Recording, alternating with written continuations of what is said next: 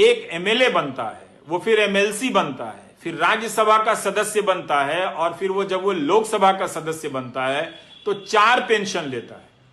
और आपसे कहा जाता है कि हम पेंशन नहीं देंगे, क्योंकि अंग्रेजी में 4 एडिटर बैठे हैं, वो आर्टिकल लिखते हैं कि गवर्नमेंट को ये बोझ नहीं उठाना चाहिए। वो पैसा जो सरकार आपके पेंशन में खर्च करती, वो पैसा किसको जाता है? 5 बड़े उद्योगपतियों को जाता है जब उनका धंधा चौपट हो जाता है। तो सरकार जनता का टैक्स लेकर जनता का पालन पोषण ना करे और 4 उद्योगपति का धंधा डूब जाए तो उनको 5 लाख करोड़ दे और 2.5 लाख करोड़ आपके पेंशन पर खर्च ना करे। और कहा जाता है कि आप एनपीएस में निवेश करें। क्या हम और आप एक ही योग्यता रखते हैं? मान लीजिए कि मेरे पास 10,000 है और आपके पास भी 10,000 है, यहां पे 100 लोग हैं, सबके पास 10-10 हजार है। क्या सभी लोग बराबर क्षमता रखते हैं शेयर बाजार में निवेश कर अपने निवेश को बढ़ाने की? उनमें वो क्षमता है, दृष्टि है? मुझ में तो नहीं है, बहुत सारे लोगों में नहीं होगी। क्या उनको छोड़ा जा सकता है? इसलिए आपकी मेहनत की कमाई टूटती जा रही है और यह प्रक्रिया चली आ रही है लंबे समय से।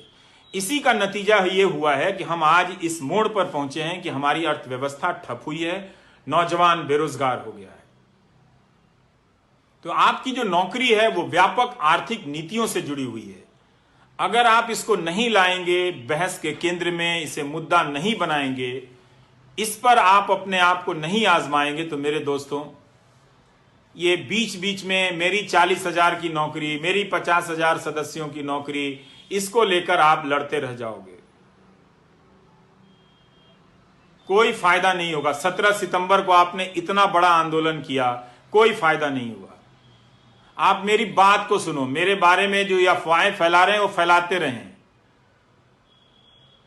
आईटी सेल का यही काम है, उनको मालूम है कि मैं बुनियादी सवाल कर रहा हूं और ये वो सवाल है जो 2017 से उठाने के कारण मेरा मजाक उड़ाया जाता है, पर मैं जानता हूं कि ये गलत हो रहा है, इसका शिकार मैं भी हूं।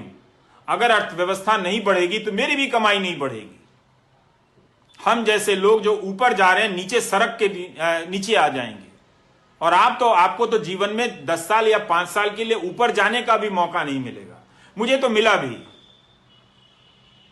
लेकिन मेरे जैसे बहुत कम लोग हैं और आप जैसे जो मुझसे ज्यादा काबिल हैं, आप लोगों को एक सिस्टम की नीतियों के तहत बर्बाद किया गया। आप समझिए इस बात को।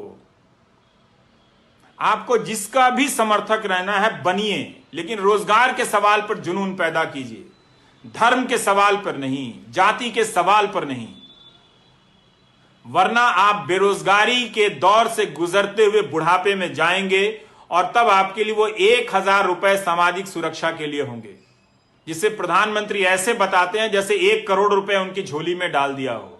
अपना पेंशन बता दें विधायकों का या सांसदों का, उसकी तुलना में अब आप और हम रिटायर होंगे तो 5,000 रुपया पेंशन नहीं होगा हमारा। हम कैसे जिएंगे, ये हमारा सवाल है। ऐसा नहीं है कि सरकार के पास